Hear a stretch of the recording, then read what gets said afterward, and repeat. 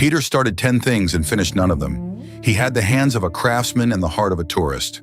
At 22, he bought a guitar and swore he would play it for the rest of his life. He sold it 8 weeks later for a set of carving knives. The knives lasted a season. Then came the camera, the kiln, the running shoes, the language tapes. Each one arrived like a sunrise. Each one felt, for a few bright weeks, like the thing he was finally born to do. Peter loved beginnings. He loved the smell of a new toolbox and the clean first page of a notebook. He loved the moment when a skill was still all promise and no labor. And he quit every time, at the exact moment the promise turned into work. The guitar got hard around the 4th week. The carving got tedious once the easy cuts were learned. The camera stopped being magic the day he had to study why his photos were flat. So he set each one down and reached for the next bright thing. The next thing he was certain would finally be the one that clicked. Peter had a friend named Daniel. Daniel was not clever, and Peter quietly pitied him. While Peter chased 10 crafts, Daniel did one dull thing. Every morning, Daniel sat at the same bench and worked the same wood for 1 hour. Not 2, not 4, 1. He made the same joint over and over, a little cleaner each day. Peter watched him do it and felt sorry for him. What a small life, Peter thought. One bench, one skill, the same hour, every single day. Peter was sure he was the one who was living. He had variety. He had 10 passions. He had stories for every dinner. Daniel had a bench and a notebook and a callus that never went away. Here is what nobody tells you about discipline. The boring man is not standing still. He is moving so slowly that you cannot see it.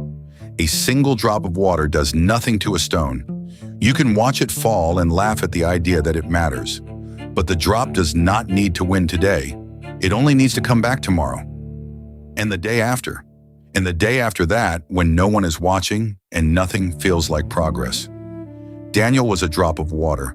Peter was a flood that arrived loud and dried up by noon. Then 10 years passed.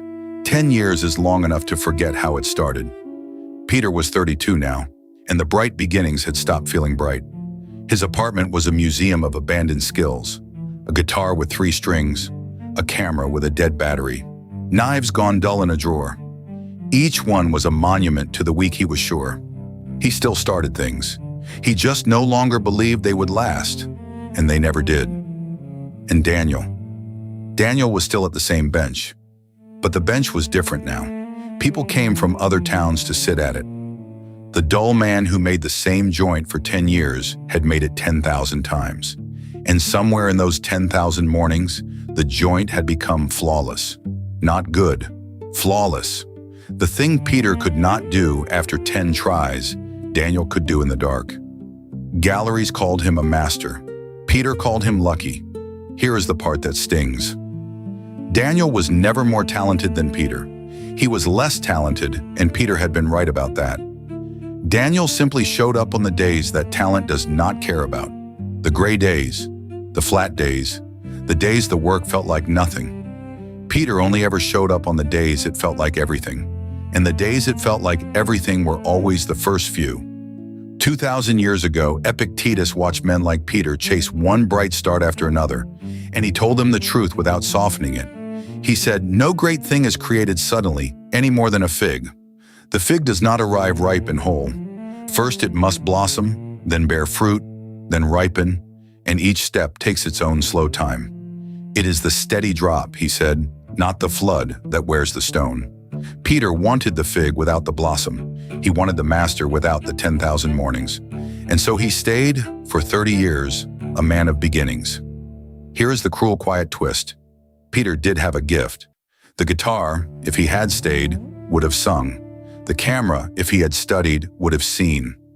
Any one of those 10 skills, given the dull years, would have made him the man he kept trying to become. He did not lack the ability. He lacked the willingness to be bored. And in the end, that is the only thing that ever separated him from Daniel. Not talent, not luck, not the right bright thing. Just the courage to do one unexciting thing on the day it stopped being exciting. Peter spent his life looking for the skill that would finally click. He never noticed that the click he wanted was just the sound of the same hammer, 10,000 times. Now look at your own 10 beginnings, the book half written, the instrument in the closet, the plan that thrilled you for a week. You did not lack the talent. You lacked the patience to be the drop instead of the flood. The thing you keep abandoning at week 4 is the same thing you envy in a master at year 10. There is no other skill underneath it. There is only the dull, repeated hour that you keep mistaking for a waste of time. So pick the one thing, not the most exciting one, the one you would still respect in 10 years. Then do it badly tomorrow, and worse on the day it bores you, and again on the day it means nothing. Be the drop that comes back. The stone does not yield to the flood that mocks it. It yields to the patient water that everyone else laughed at. This is Schopenhauer's truth.